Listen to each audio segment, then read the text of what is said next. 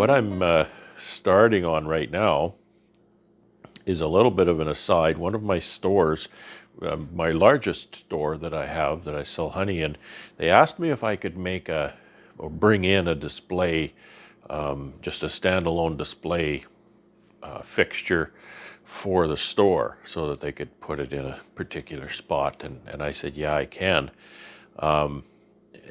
So I started thinking, now, what am I going to do? Am I going to just go buy something? I could go buy something, but I thought, I got a wood shop. I'm going to build something. So I started thinking about what I can build, and I thought, okay, let's make this a real beehive kind of a store display.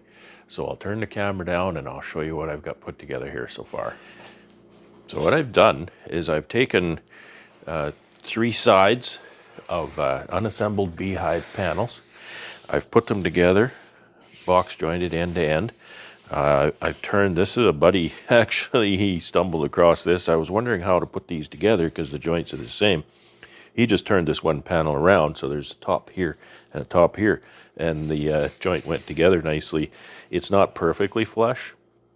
Once I get this attached, I'll straighten that out on the table saw.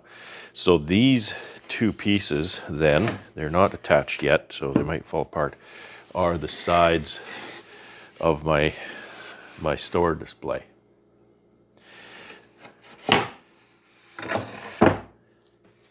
So that's what I've decided to do there, and I'll actually just take another one of these pieces, I'll cut it shorter, put the handle side down, and that's what I'll dado that in here for the shelves for the display.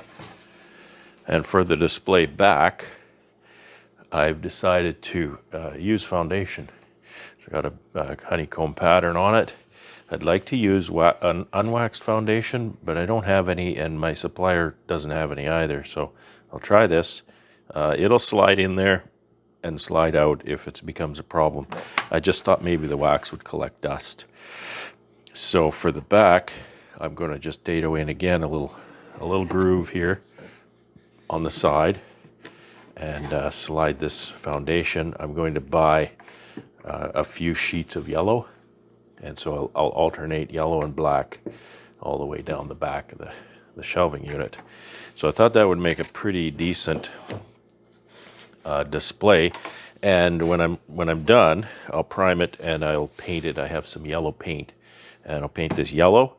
I'm not good at artwork, so I wish I could do some artwork or something on it, but I can't, not with my skill set. I have a little sign that I bought years ago that I can probably put on the top. I did do a SketchUp diagram, and I'll put a still of that SketchUp image in here right now.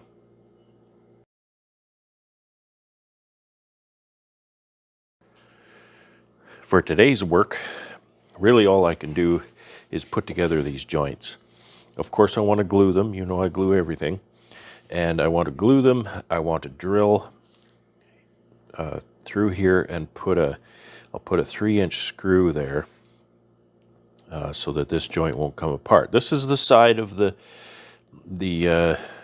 display, so it really has to be safe. You know, this is a public space, so I'm worried about safety, and I don't want this to start racking on me and twisting.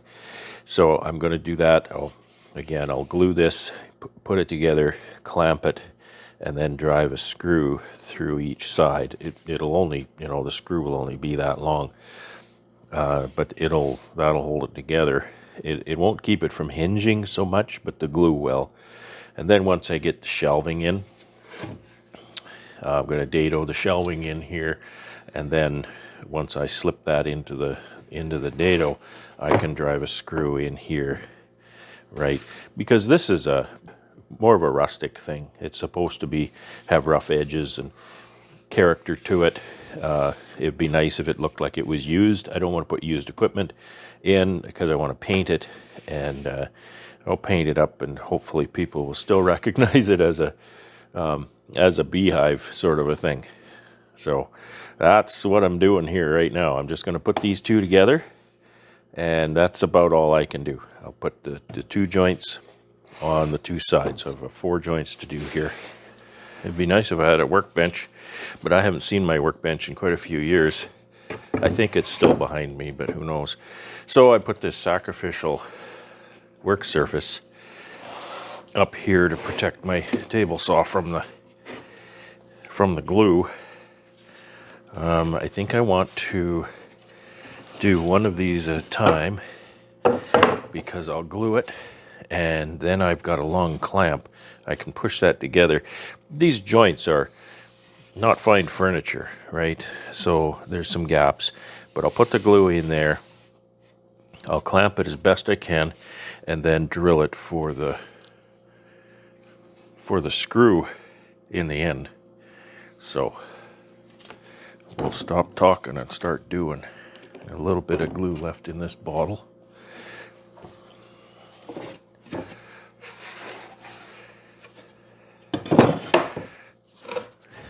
One reason I hate doing boxes is gluing these joints. I don't know, just something I really don't like doing. It's weird.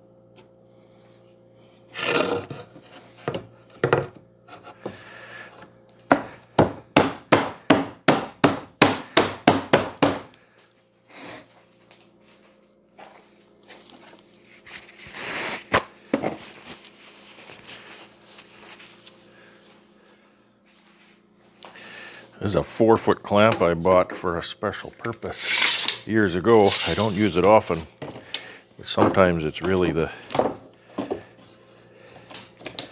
tool for the job.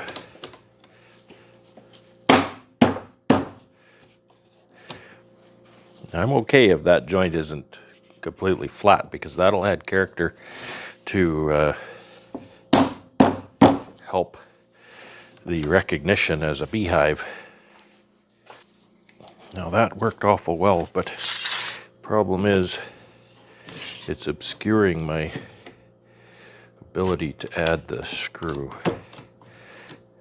in the end. So I have to move it. Okay.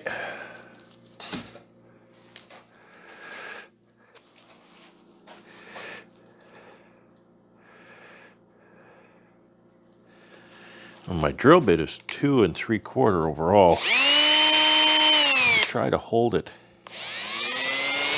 just by the tip so that I can get as much penetration here as possible.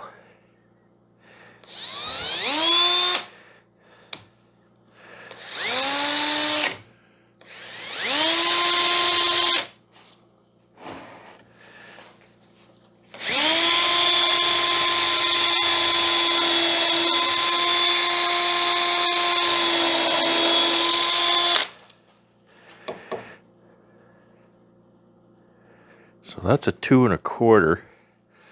If I put a 2 1/2 inch screw in there, it wouldn't likely split anything.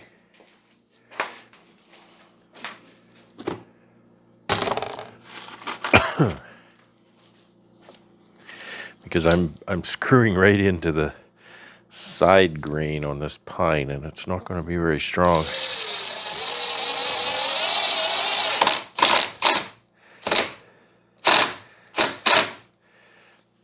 I have to remember, when this is set, I want to trim these sides to size and take those screws out. I'll be buying another brake for my saw if I forget.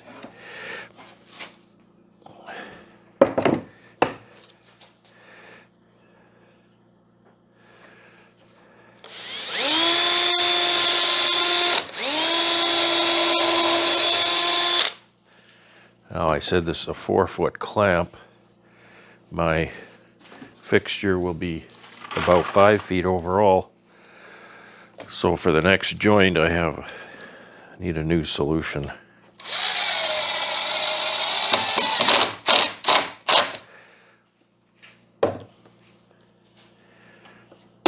Okay, so that's as as tight as need be. I can sand that a little so there's no sharp edges, but that's fine. The fact that there's relief there, that's exactly what I'm looking for.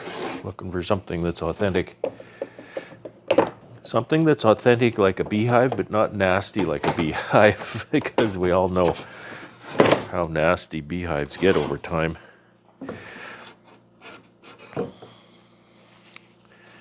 Okay.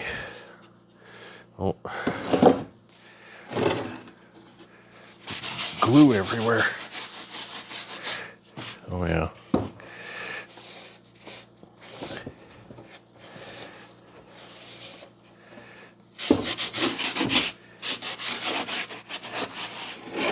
I'm gonna paint it, and the paint sticks to that glue okay, so it's not that big a deal.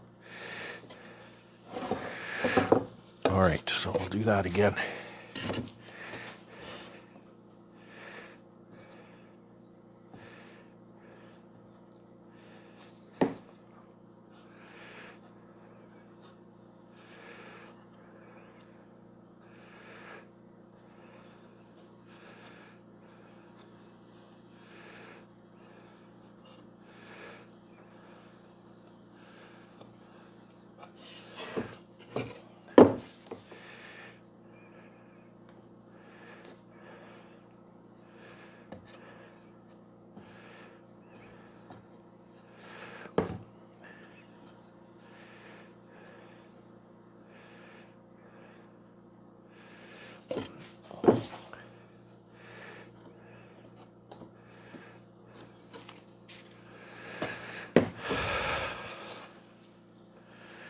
By design, I'm putting the handholds on the outside, again, to approximate some kind of authenticity for the piece.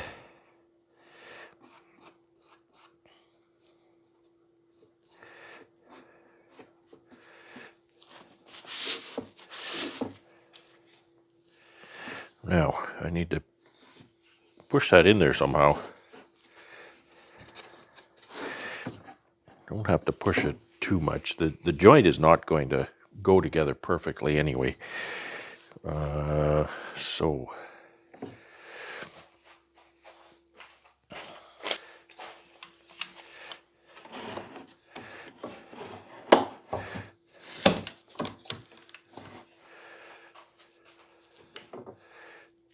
just give it a little bit of tension this way.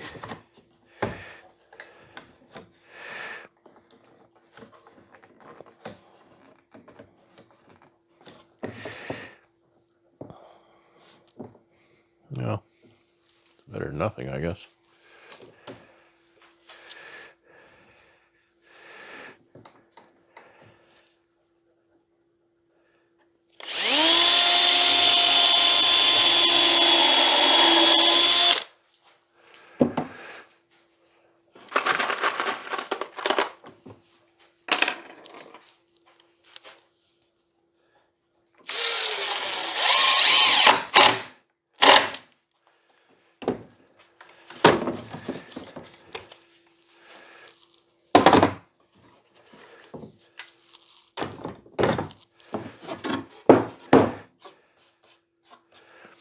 One way to do this, it's far more time consuming, is you can take a little piece of wood, and I know this piece of styrofoam, but you can glue a piece on here and then use that as a clamping aid, and then you have to take that off, and you can use a hand plane or a sander or something to fix up the surface again. But I would have to do that tomorrow. I want to do it today.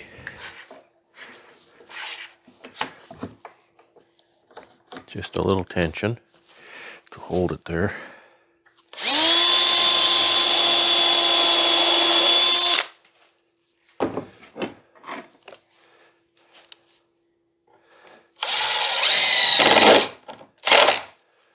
Okay. Now the other thing I want to make sure is that this sets fairly straight. It's fairly straight now. If I put painter's tape over the glue,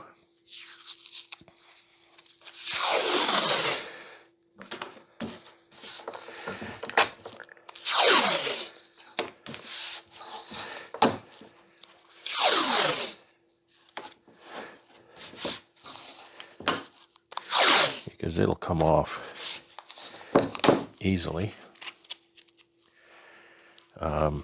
When I'm done the next one, I'll set them offset so that the other joint is here and here, and then I'll clamp the two together so they will keep each other straight while the glue sets.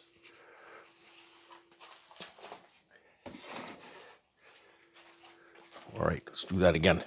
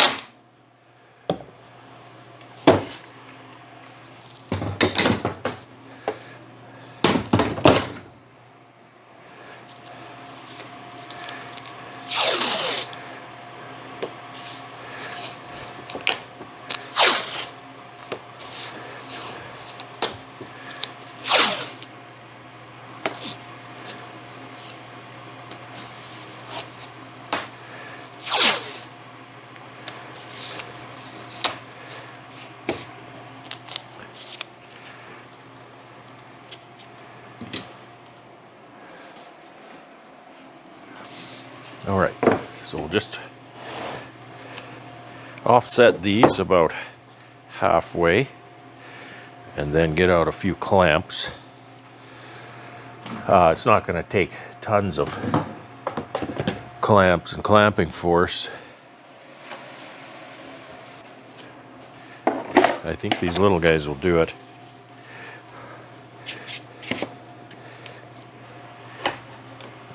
Because it might take quite a few clamps, just they're not big clamps. Yeah, so we'll just go halfway between the joints all the way down.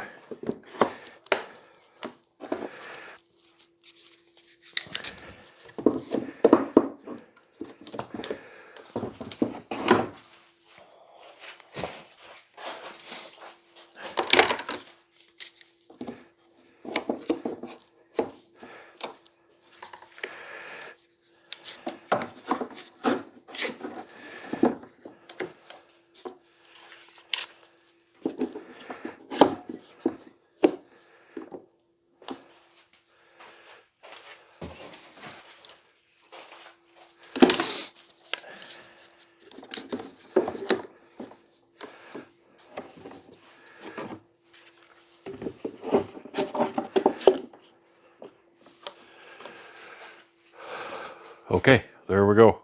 That's about it for today. This is one of those projects where I can't really work ahead too much because I've got predefined sizes of pieces and whatnot, the foundation, the bauxite pieces. So I have to sort of wing it in certain regards. So we'll just leave it at that for now and pick it up when this stuff is dry. I'll trim that on the table saw. And then I think the next part is I have to decide where I want the shelves so that I can run the dados across before anything else is assembled. If I assemble anything, I won't be able to get it in the table saw. All right. So what I've done is I've taken 3 sides of unassembled beehive panels. I've put them together, box jointed end to end. I've turned, this is a buddy, actually he stumbled across this. I was wondering how to put these together because the joints are the same. He just turned this one panel around, so there's a top here and a top here, and the joint went together nicely. It's not perfectly flush. Once I get this attached, I'll straighten that out on the table saw.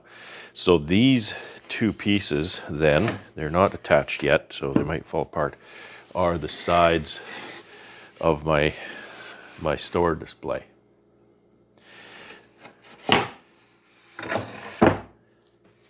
So that's what I've decided to do there, and I'll actually just take another one of these pieces, I'll cut it shorter, put the handle side down, and that's what I'll dado that in here for the shelves for the display.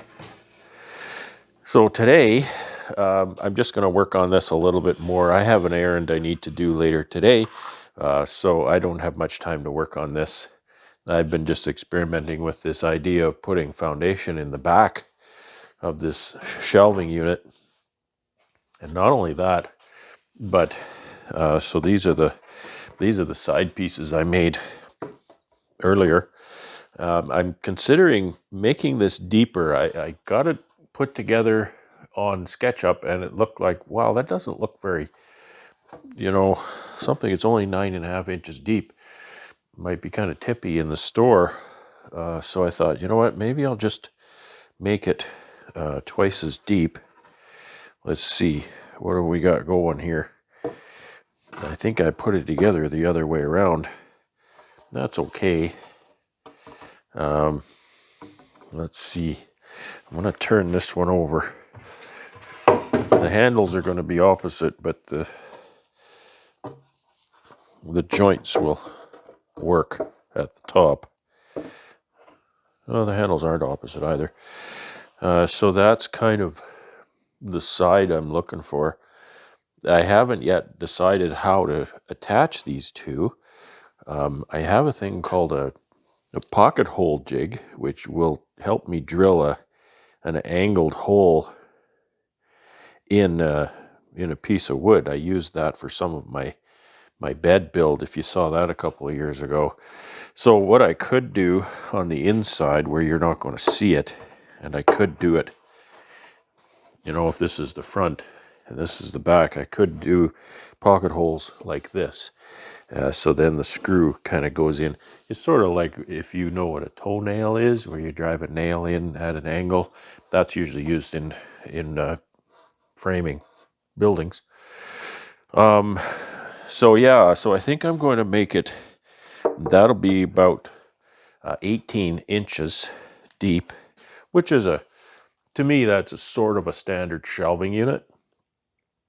Maybe it doesn't need to be that deep, but I don't want this to be, I'd like to keep the pieces as original as possible, just for,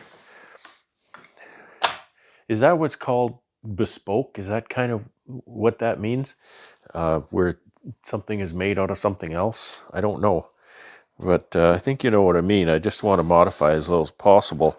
I'm going to end up modifying all of the horizontals, though, because they have to fit the length of the backing. And the backing will be dictated by the length of the foundation that I'm using for the backing. So what I've done is I had a bunch of scrap. These are top bars from frames. They've been sitting outside, is why they're gray. And they're culls. I picked them out of the garbage at the box builder place. They don't mind me going through garbage, and so I brought a bunch of them home. So I could. I'm gonna put this on the back like this, and I'll trim the tapered piece probably, or maybe not. I mean, that would be authentic as well. And then that'll be the groove for the foundation. And the reason I want to do that, initially I was going to just groove the upright part itself, but the more I do that kind of thing, the narrower my shelf gets. I want to have all the space I can manage. So this is going to give me an extra, well, it'll give me an extra 3/4 of an inch, but it'll give me an extra 3/4 of an inch. So then these uprights will go like this in the back, and then I did have to put this on the table saw, and I widened that to 3/4 or to 1/4 of an inch, because normally the top bar goes on the edge of the foundation, not where the pattern is. So I'm putting this on the end where the pattern is, so it wouldn't fit in there. I had to put that on the table saw and make that groove wider. So that's exactly what I did there. And when I got to bee meeting, I'm blessed. My bee supplier, I've got 2 bee suppliers really, but this one guy I go to quite a bit. He's really good. The other one's really good too. I don't want to speak poorly about anybody. It just works out good to go to this one guy a little more than the other. However, I asked him, I said, he comes to our bee club meeting Tuesday night. So I said, can you bring me some foundation? So he brought me 10 sheets of yellow plastic foundation. So that's going to go alternating with the black. I have some black over here in the corner, so I didn't need to buy more of that. And then yellow, you see. So that's going to be the back. That's going to be what the back looks like. So I think that's going to look really nice. To me, it's going to look nice to a beekeeper. And I left my options open. I don't think I'll go this way, but I had him bring 10 deep yellows as well. But I'm pretty sure I'm going to use the mediums. It gives a little more of a honeybee look stripe. Actually, it looks more like a bumblebee, but who cares, right? All right, I'll get this out of the way. So I'm just sort of wondering what I want to do next, because I'm still winging it here, and I don't want to do the wrong thing. I need a few more of these side pieces, so I ordered up 20 boxes, unassembled boxes from my box builder. I have to go out and get those. I have enough pieces to make, I don't have enough pieces to make 4 sides. I have these 6, and I have 4 more. So I think I might make maybe a top and a bottom. The top will be just a fitment like this. See, this is what's going to dictate top and bottom, or left and right.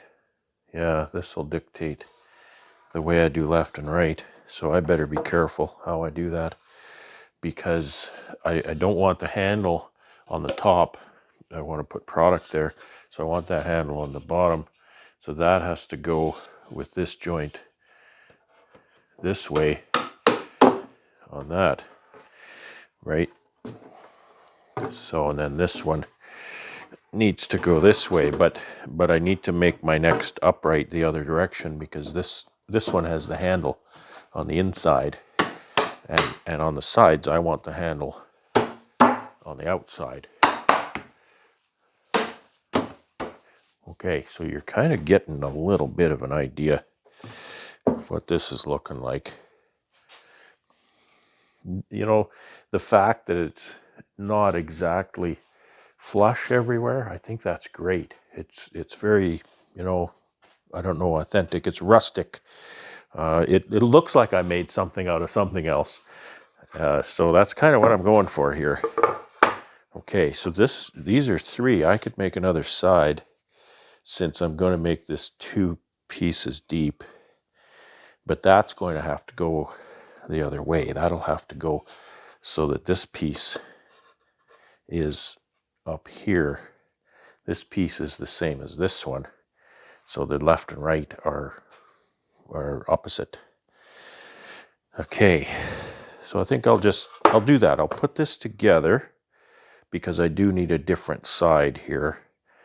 And then I'll have that one ready. But then I'm out of pieces, so I need to go over to the box builder to get more. And what I need to do with this is, these will be the shelves, or these kind of pieces will be the shelves. And I'm going to rabbet that in here. But there's something else. It's not going to be this wide either.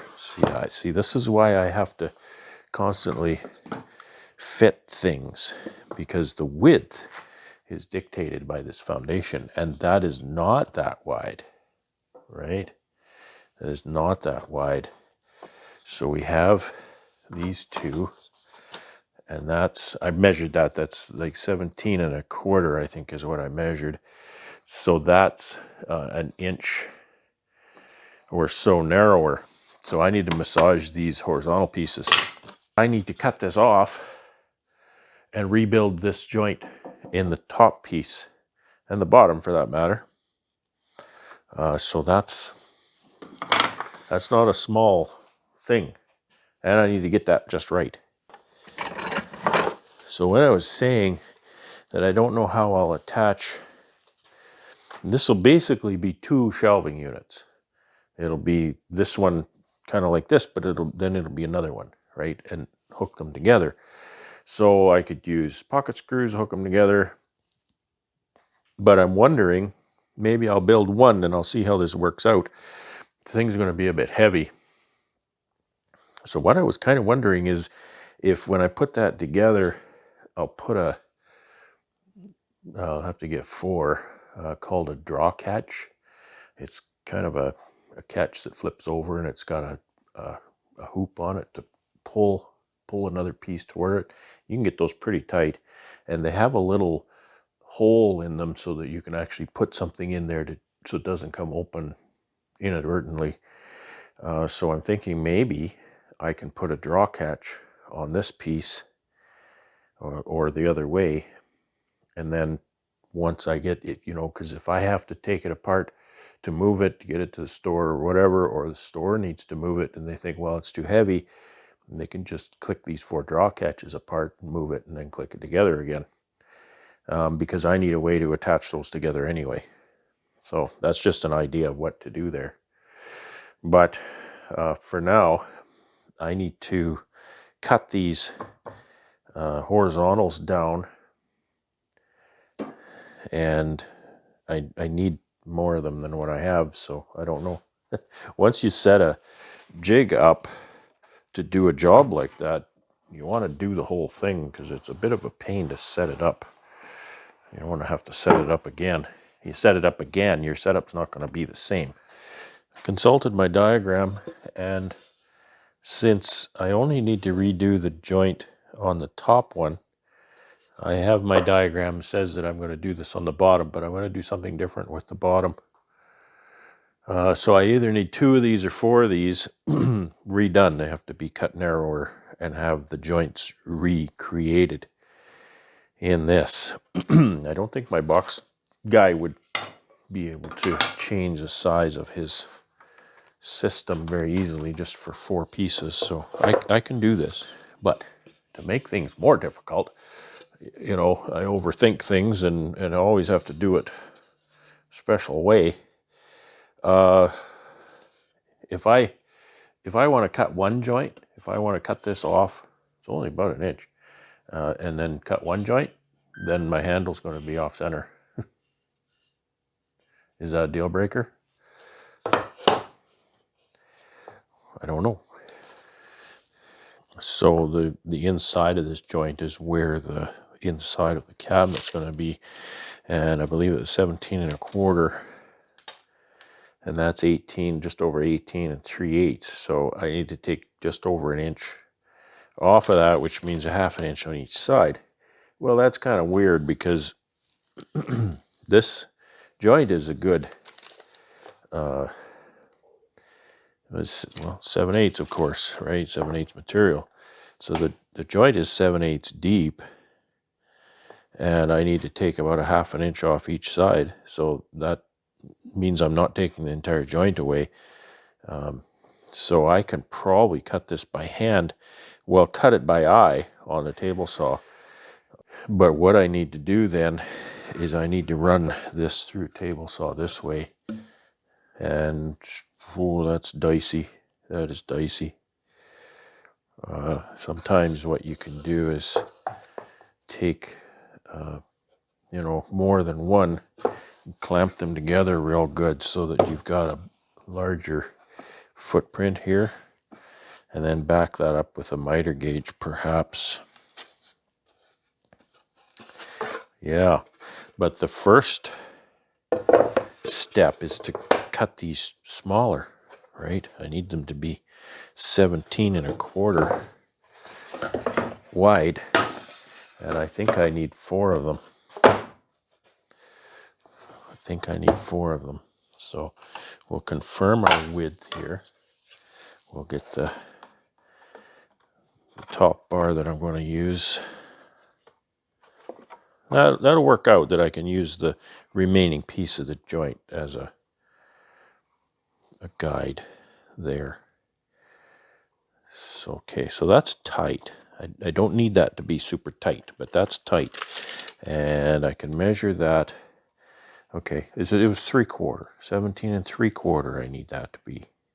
Because it's 17 9/16 now. I can make it 17 5/8. 17 3/4 will work fine too. Okay, so 17 3/4 overall. And this again is 18 3/8. So that's a half. That's 5/8. That's 5/8 to cut off of that. So that's only 5/16 off each side. Huh. Interesting. Interesting. 5/16 off each side. That's not much. That's not much. That's 8 millimeters. I would know that being a Canadian who works on old cars. Because if you can't find your 5/16 socket, grab an 8 millimeter. So I'm going to take 5/16 off of that.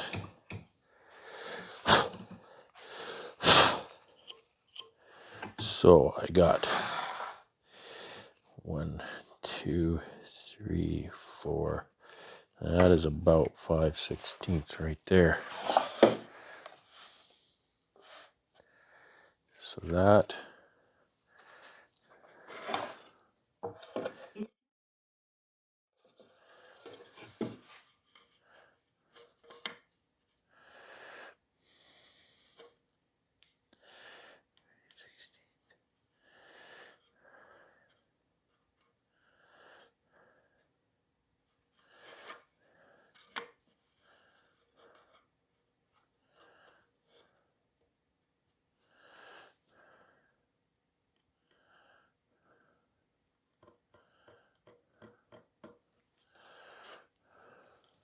And again, this is getting too accurate for what I'm doing. However, I really want to know where that 5/16 is.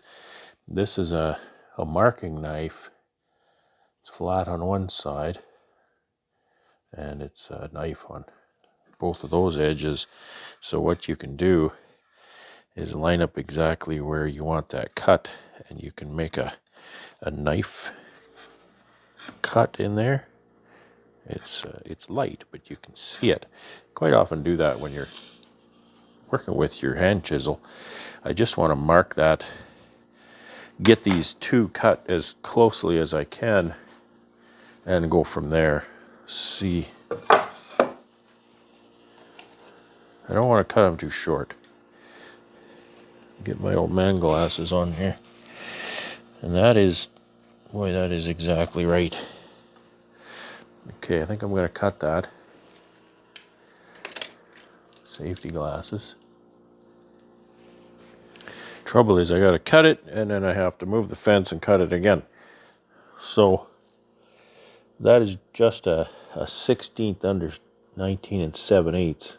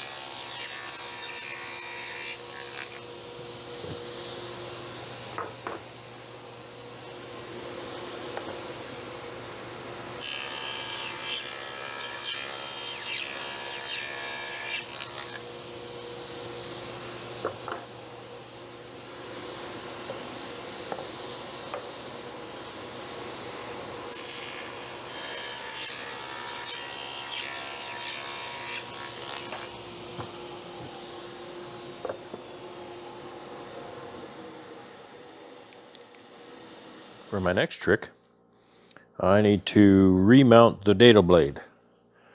And I need to put as much dado blade in there as I can.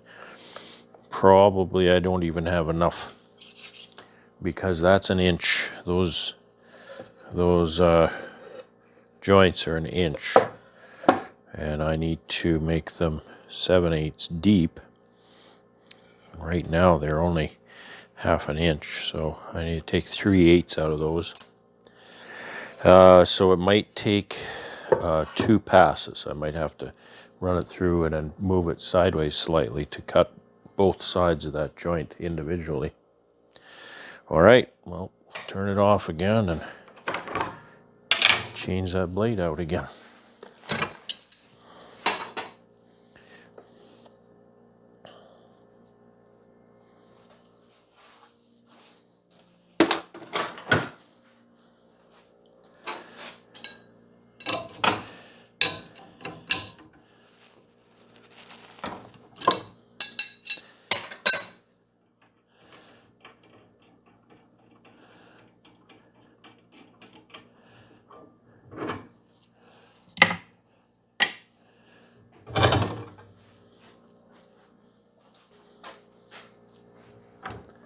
The riving knife is not used in conjunction with the dado blade. The dado blade is 8 inches, plus it's wider, and you're not making through cuts with a dado blade. So those 3 things just make the riving knife either kind of pointless or in the way. You know, being that the dado blade's 8 inches, the riving knife will be sticking up there an inch because it's made for a 10-inch blade. So we'll put the dado brake back in here. There's the key that goes in there that locks it in. It actually has a kind of a switch. It actually turns it on electrically. If you don't have that key in, it doesn't work at all. Won't turn on. So put that one back for safekeeping. Now, what I need to do, because my joint is an inch wide, is I need to get a dado stack that's a minimum of 1 inch, half inch. So I want it to be more than half inch wide. And that's not going to be difficult at all.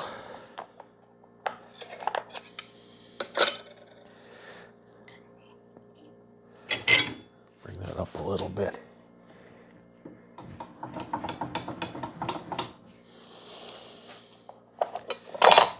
These chippers just have a 1 tooth on each side, and holy smokes, I think I was going to take these for sharpening. This is not going to cut very well at all because end grain is difficult to cut. Okay, well,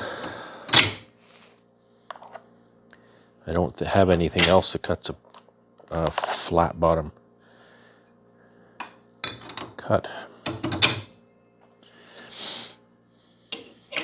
These are just metal spacers that space the blades and the chippers out.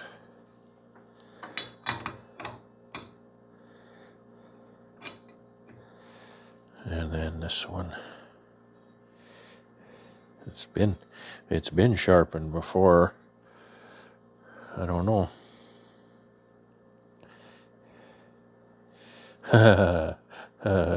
I put this blade on backwards. I'm wondering, well, why is that not? Because the wrong blade. That's the blade for the inside. I got it correct side to side, like inside out, but I got it backwards.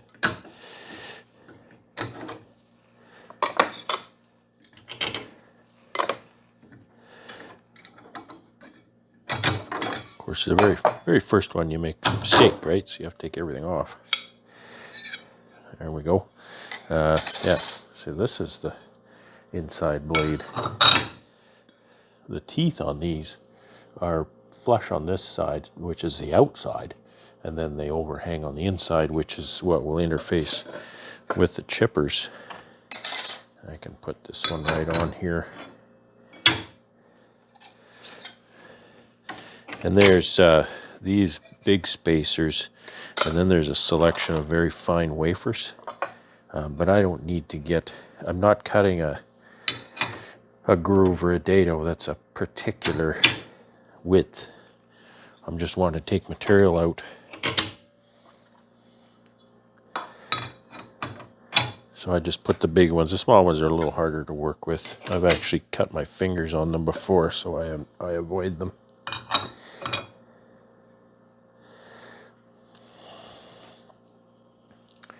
There's a big controversy. This is called a blade stiffener or a washer, but it goes inside the arbor nut, and it just makes the arbor nut much bigger when you're dealing with a fairly thin kerf. Not a thin kerf, but much thinner than these. So a 10-inch blade will have a much thinner kerf, so that this just gives the blade, stiffness. That's why it's called a blade stiffener. And people are always wondering, well, why won't my blade stiffener fit with my dado blade? Well, it doesn't have to, because the dado blade is plenty stiff enough by itself.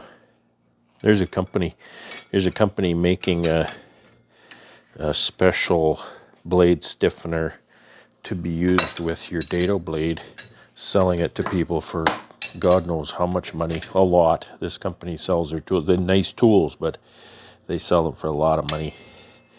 And those in the know very well that the company is solving a problem that doesn't exist. But, there's a lot of people don't get that. They're all worked up that they can't put a blade stiffener on with the dado blade.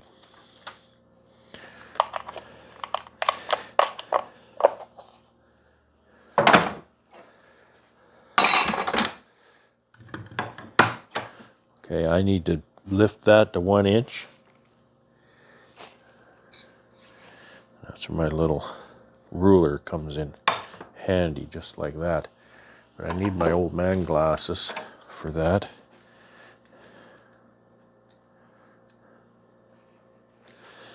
And I want to make sure that I'm looking at a tooth that's absolutely at the apex, and that's not vertical either. It's vertical here, but the apex is back there. So we'll get it right down to 1 inch. There's a lot of fancy tools you can get to do this too, but I don't really find them necessary for what I do. This is more than accurate enough. All right, now to do this, I'm going to clamp these together so I can have one piece that stands like that.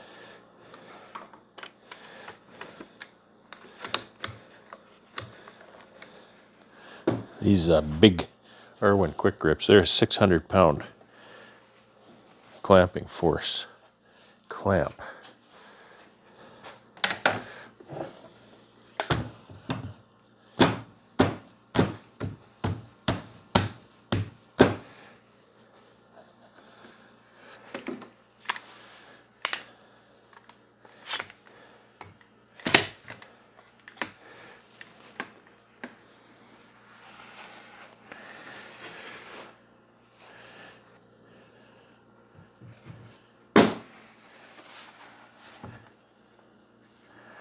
So it's not right. It wasn't vertical when I clamped it.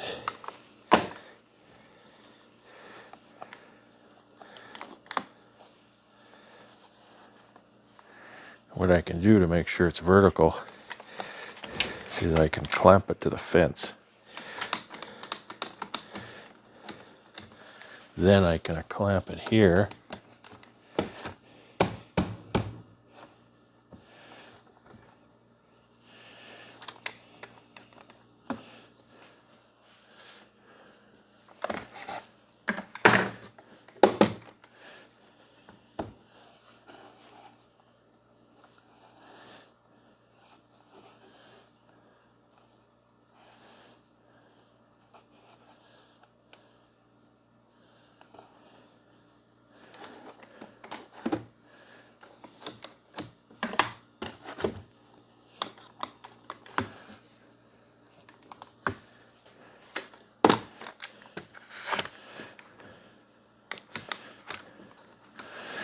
Okay, so that's the deal right there. Now I have to make sure I can line this up with the saw blade. And again, I can't cut both shoulders at one time, so I need to do it in 2 passes for every joint on each end.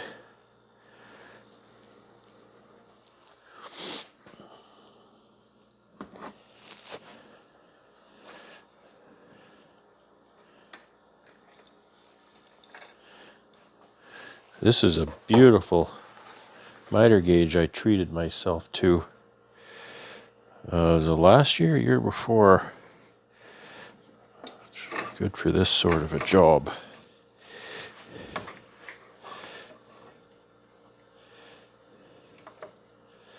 It's very accurate and it's quite sturdy, with easy to make repeatable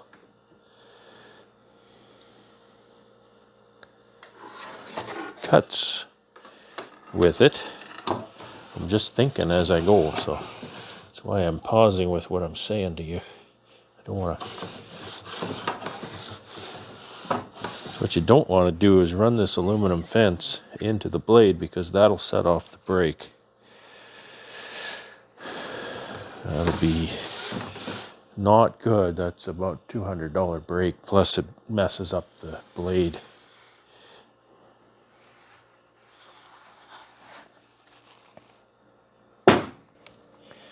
So I can line that right up with that blade, and then I can move my fence up here.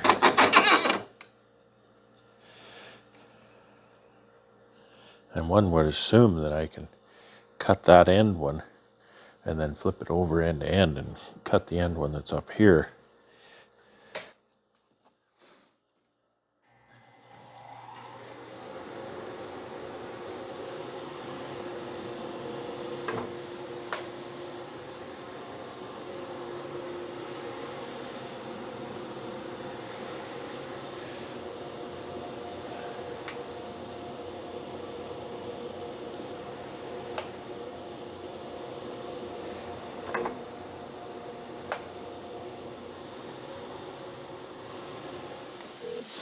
Thank you for calling the SawStop Service Department. Someone will be with you shortly. Please note that calls may be recorded to assist in quality and training purposes. Thank you. Yeah, hi, this is Michael with the SawStop Service Department. Just returning your call. Hi, Michael. Thanks for calling. Mm-hmm. So I got what I hope will be a quick and simple one. I've been enjoying my saw stop for quite some years now, and Wonderful. I'm doing nothing that's unusual or different. But today I mounted my dado blade with my dado brake, and I'm getting the dreaded solid red light. When I pull the paddle, the saw just momentarily spins just a few revolutions and stops and gives me that solid red light. Replace cartridge is the thing it says on the switch, but is there any more information? Yeah, so I was just kind of confirming my suspicion. So yeah, this is an issue with the cartridge. So, so what we're gonna do is send you a replacement. Okay. Oh, that's awesome. It'll leave first thing tomorrow morning, so you should see it sometime early next week, I believe. Okay. Okay, very good. All right, perfect. Is there anything else I can help you with, Brad? Thank you for your help with my 12-year-old saw. That's Happy to help anytime. that's why we buy Saw Stop, right? There you go. Very good support. I thank you. So there's a little Thank you so survey I much. can give you Appreciate it. good grades, right? She said there's a survey. Oh, is that still going? Yeah. Yeah, If she said you it have was. the time, by all means. Yep. Sure thing.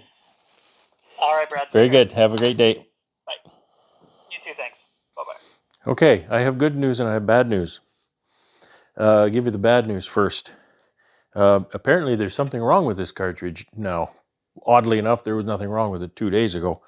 But you know, there's a little circuitry and microprocessor and stuff in here, so it's actually a pretty complicated little system that they use, as you can imagine, for detecting human skin and stopping that blade. So I'm not going to be able to cut any dados. I'm not going to be able to cut with my dado blade. here anytime soon. So that's the bad news. The good news is this is a 12-year-old blade brake, and this is a 12-year-old saw. So the good news is I phoned up SawStop. Basically, he just said, yeah, he said something wrong with that cartridge. So he said, I'm going to send you one today, and took my address. It's going to come FedEx. It's not going to overnight or anything, so it'll be a few days before I can get that. But that's, I forget what that was running. I think it was running over $200 for that cartridge. So I'm glad I don't have to go out and buy one. Again, I'll say, this is a 12-year-old saw, okay? And he didn't just say, well, first of all, I've just phoned support for a 12-year-old saw, and I don't pay for a support contract, right? And they were more than happy just to take me in and help me. And they're sending me repair parts for no charge, no shipping fees, nothing, for just for nothing, just for free, which I didn't even present him this option. I don't think that it's really an option, but I can easily get that cartridge in Winnipeg. They're in stock there. I could probably order it on Amazon and have it here before his would, but regardless, I let the system work the way the system's designed. I'll have it early next week as far as he says, and then we can start doing some of these dados. We'll just work on different parts of this until then. My problem is I can do this with a 10-inch rip blade, but you need to have a rip blade that makes a flat top cut. Remember how I was saying that crosscut blade, the teeth on it were alternating top bevel? So if you cut a non-through cut with that, then like a dado or a rabbit or something, it won't be flat. It'll have ridges in there. So I don't have another blade that's a flat top rip blade, which I could use for this. It would be a little more work because it's much narrower and I'd have to chip away at it, but that does work. So we'll just do other stuff until then. I got all these quilt boxes to work on in the meantime. But I wanted to relate that to you.